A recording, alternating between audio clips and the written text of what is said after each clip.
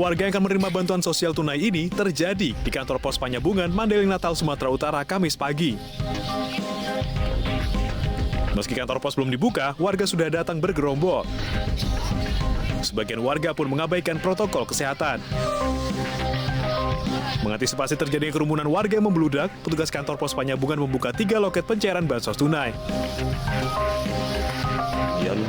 Kita ada 3 loket untuk hari ini, di tengah, belakang, sama depan. Masyarakat yang diatur tadi tertib semua? Alhamdulillah tertib, semuanya mau antri lah. Pencairan bansos tunai bagi 10.000 lebih keluarga penerima manfaat di Mandailing Natal, Sumatera Utara dimulai hari ini. Setiap orang mendapatkan uang Rp600.000.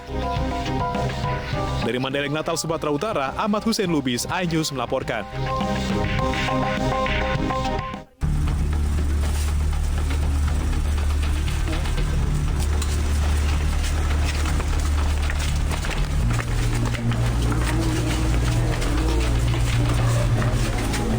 4 gadis muda yang menjadi korban perdagangan manusia akhirnya tiba di Mapolres Sukabumi setelah dijemput dari Kabupaten Paniai, Papua. Kedatangan mereka disambut isak tangis keluarga yang telah menanti. Tak hanya membawa para korban, polisi juga mengamankan 2 orang pelaku. Keduanya masih didalami perannya dalam sindikat perdagangan orang ini. Sementara korban dijanjikan pekerjaan dengan gaji besar di Papua, namun kenyataannya mereka justru dijual sebagai PSK dengan harga Rp80 juta per orang. 4 orang bisa kami pulangkan malam ini juga, sudah tiba di Kabupaten Sukabumi. Dan untuk tersangka, hasil koordinasi kami dengan Polres Paniai, ada 3 tersangka. Namun 1 tersangka TKP-nya di Paniai, jadi tinggal di tempat. Yang 2 tersangka kami bawa ke Kabupaten Sukabumi untuk proses lanjut di Sukabumi. Kini para pelaku mendekam di sel tahanan Polres Sukabumi untuk mempertanggungjawabkan perbuatannya. Mereka terancam Undang-Undang Tidak Pidana Perdagangan Orang dengan ancaman 15 tahun penjara. Dari Sukabumi, Jawa Barat, Budi Setiawan, iNews melaporkan.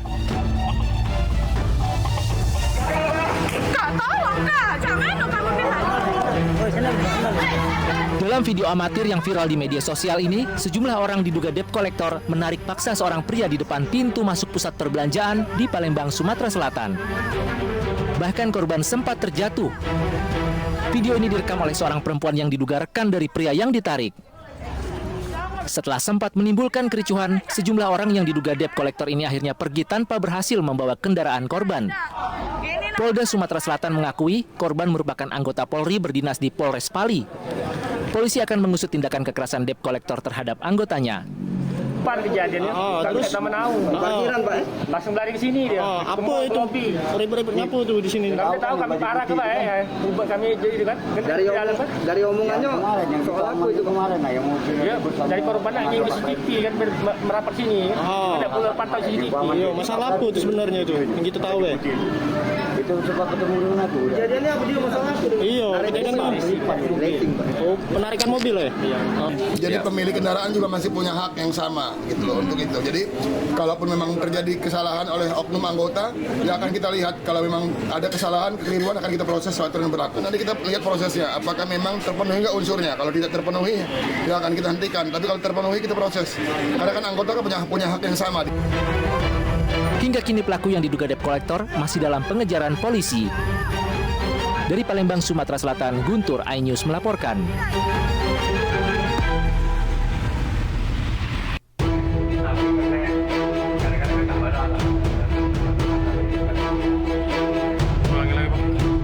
Dari rekaman kamera CCTV, kedua pelaku saling membagi tugas saat tengah menggasak sirine dari mobil ambulans yang terparkir di halaman Musola Miftahul Jannah di Jalan Lubang Buaya, Cipayung, Jakarta Timur.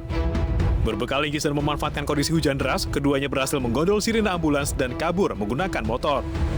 Akibat aksi mereka, kini mobil ambulans tidak dapat digunakan untuk mengantar masyarakat dalam keadaan darurat.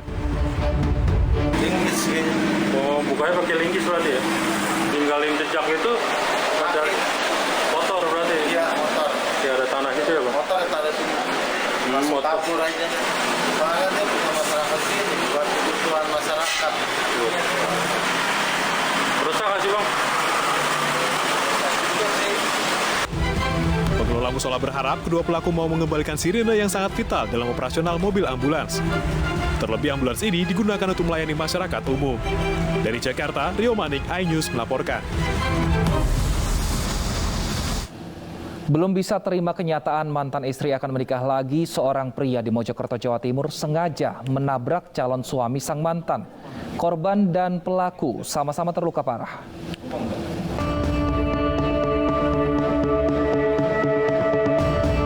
Inilah mobil yang menabrak satu motor di sebuah salon di Desa Kembar Ringgit, Kecamatan Pungging, Kabupaten Mojokerto, Jawa Timur. Ini bukan kecelakaan lalu lintas biasa, melainkan ada drama di balik tabrakan yang membuat dua orang terluka ini. Pengemudi mobil Anding Bagus Mega Prasetyo merupakan mantan suami dari pemilik salon yakni Nuril Afinda Putri. Sementara pemotor yang ditabrak adalah Tampi, calon suami Nuril. Saksi mata mengatakan Anding sengaja menabrak Tampi yang sedang menunggu Nuril dengan duduk di atas motornya. Usai menabrak Tampi dan tembok salon, Anding yang mengamuk juga memukuli kaca salon hingga pecah dan tangannya terluka. Nongkrong di atas sepeda. Terus? Jalan, ditobrok itu. Ditobrok mobil itu? Iya. Terus kalau tangan yang berdarah itu kenapa, Pak? Mukul kaca itu. Mukul kaca itu ya? Itu pemilik salon itu gimana? Ya itu kurang tahu. Katanya yang satu ini bojoku, yang itu jadi bojoku. Tadi mundur awak dewi sama gak ngikuti. Berarti orang laki-laki dua itu mengakui kalau itu istrinya yang punya salon itu. Akibat tabrakan ini, Anding dan Tampi terluka dan sempat dilarikan ke rumah sakit Sumber Gelagah. Namun karena tidak parah, keduanya sudah diperbolehkan pulang. Sementara itu dari hasil pemeriksaan Polres Mojokerto, Anding sengaja menabrak Tampi lantaran cemburu buta mengetahui Tampi akan menikahi mantan istrinya. Masuk pidana. Pelaku sudah kami amankan, sudah kami lakukan proses supaya dia mempertanggungjawabkan perbuatan. Jadi pelaku ini tunggal ya? Pelaku tunggal ya, tunggal. Motifnya motif sakit hati atau cemburu. Dari kejadian ini, polisi menyita barang bukti motor korban, mobil pelaku, dan rekaman kejadian. Sedangkan Anding kini sudah ditetapkan menjadi tersangka dan ditahan di Polres Mojokerto. Dirinya terancam hukuman di atas 5 tahun penjara.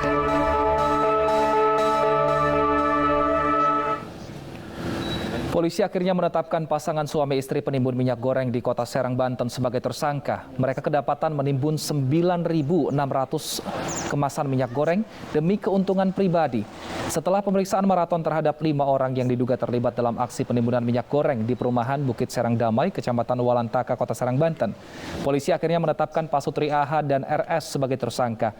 Mereka terbukti menimbun 9.600 kemasan minyak goreng demi keuntungan pribadi. Modus pelaku adalah mengumpulkan minyak goreng hasil dari keliling wilayah Kota Serang, lalu dikumpulkan, kemudian dijual kembali ke wilayah Jakarta.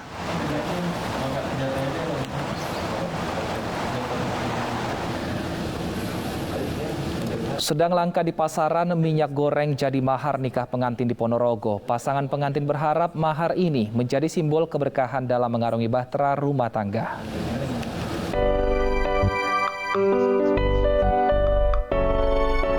Inilah foto-foto pernikahan pasangan pengantin Supandi dan Sumiarti yang melangsungkan pernikahan di tanggal 22 bulan 2 tahun 2022. Pasangan pengantin ini sengaja memilih tanggal unik sebagai pengingat. Pernikahan dilangsungkan di Desa Suru, Kecamatan Soko, Ponorogo, Jawa Timur. Uniknya, pengantin pria memberi mahar berupa uang tunai Rp1 juta dan minyak goreng kemasan isi 1 liter. Minyak goreng dipilih sebagai mahar karena saat ini keberadaan minyak goreng langka di pasaran. Kalau dari sisi agama tidak ada masalah ya. Jadi zaman Nabi dulu itu juga mahar itu boleh walaupun cincin dari besi gitu. Yang artinya itu maknanya hanya cincin dari besi itu tidak berharga, tidak ada nilai ekonomi ya.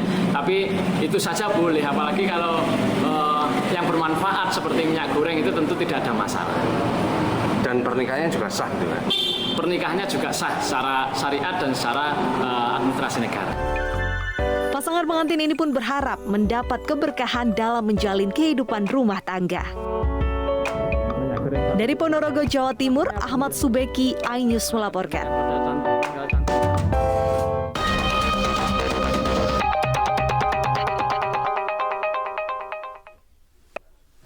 Wakil Ketua DPR RI Muhaimin Iskandar mengusulkan pemilu 2024 diundur 1 hingga 2 tahun mendatang agar tidak mengganggu pertumbuhan ekonomi saat pandemi COVID-19. Namun usulan ini kemudian menimbulkan pro dan kontra, termasuk Partai Perindo yang menolak usulan tersebut. Pemilu tahun 2024 ditunda 1 atau 2 tahun.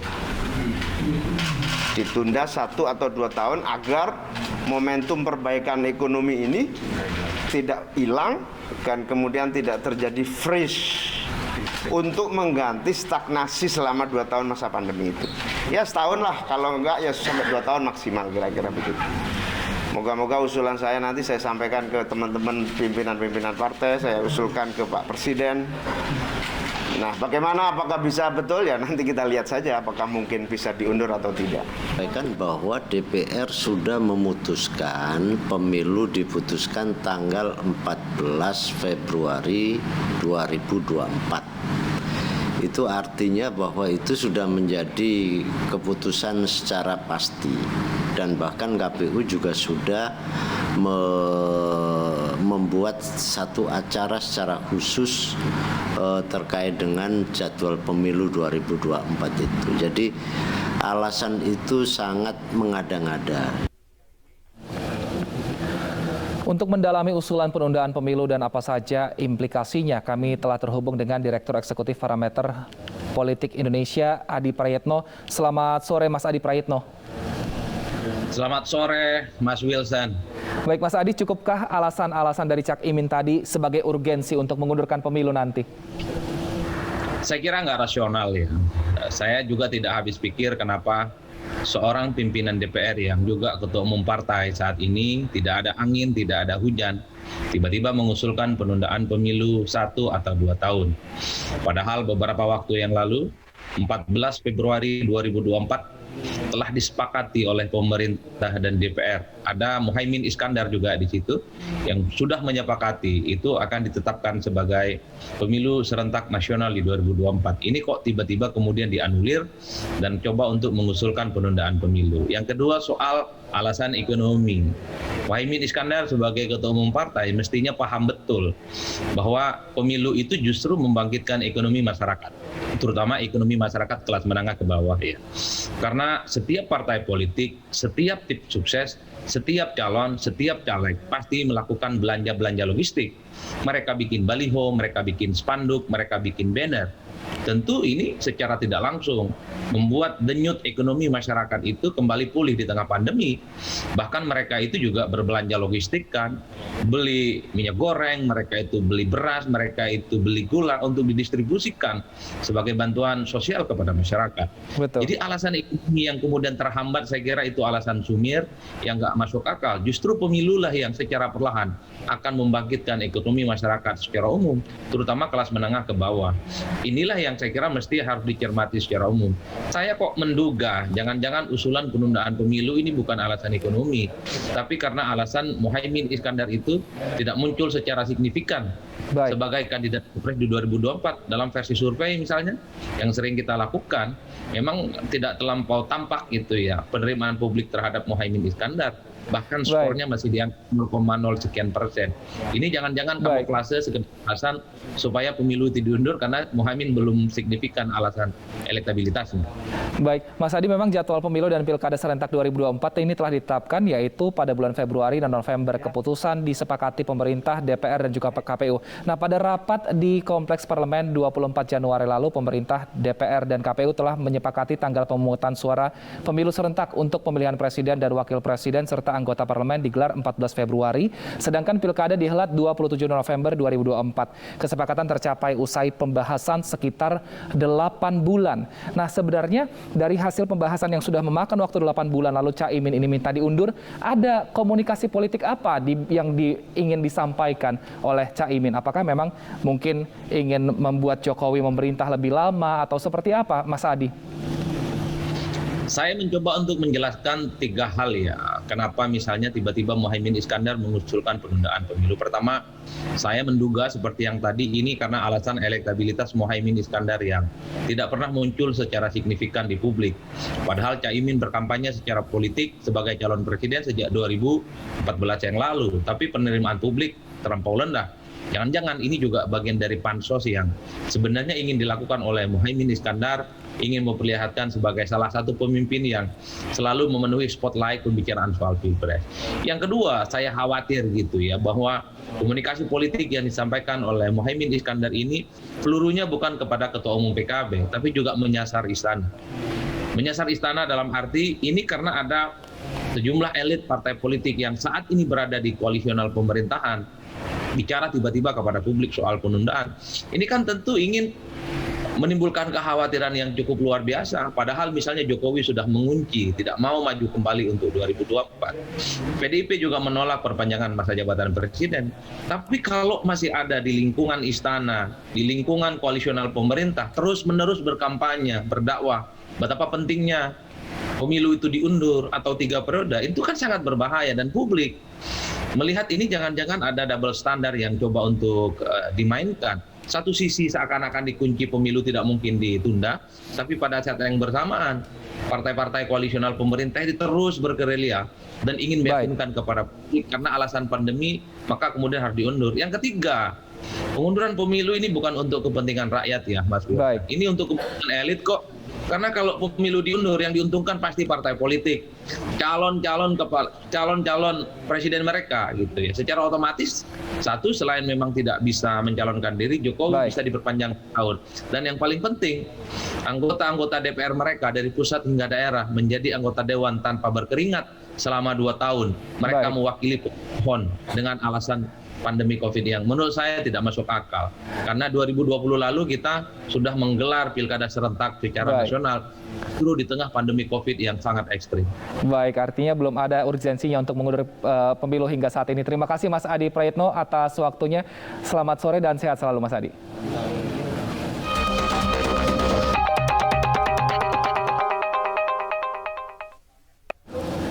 Pemirsa, usai jeda kami akan hadirkan informasi mengenai Crazy Rich Medan. Indra Kents masih diperiksa di Barreskrim Polri. Tetap bersama kami di Aini Sore.